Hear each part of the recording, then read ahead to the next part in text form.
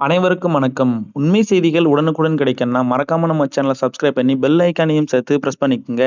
மறக்காம இந்த வீடியோக்கு ஒரு லைக் பண்ணிட்டு வீடியோவ தொடர்ந்து முழுமையா பாருங்க. அரசு அதிகாரிகள், ஊழியர்களை ஆகஸ்ட் 31ஆம் தேதி வரை இடமாற்றம் செய்ய தமிழக அரசு திடீர் தடை அறிவித்து உள்ளது. தமிழகத்தில் மிக முக்கியத்துவம் வாய்ந்த மக்கள் தொகை கணக்கெடுப்பு பணிகள் வருகின்ற 17ஆம் தேதி மிக விரிவாக நடைபெற உள்ளன.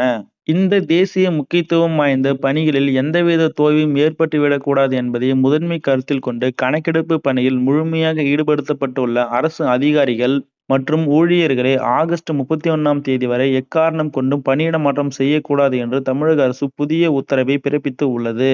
மாநிலம் முழுவதும் திட்டமிடப்பட்டுள்ள இந்த கணக்கெடுப்பு பணிகள் எந்தவித தடையுமின்றி சீராக நடைபெறவும், நிர்வாக தொடர்ச்சியை முழுமையாக உறுதி செய்யவும் மட்டுமே இந்த தற்காலிக கட்டுப்பாடு நடவடிக்கை எடுக்கப்பட்டுள்ளதாக தலைமை செயலக வட்டாரங்கள் தெரிவிக்கின்றன.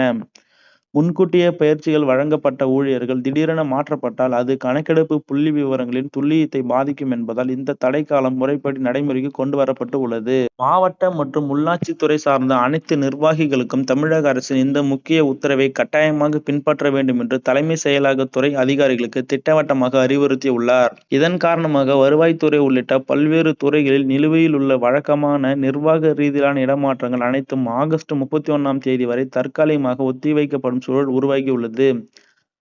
அரசின் இந்த திடீர் கட்டுப்பாடு ஆணை உள்ளாட்சித்துறை ஊழியர்களிடையே விறுவிறுப்பான விவாதத்தை ஏற்படுத்தி உள்ளது.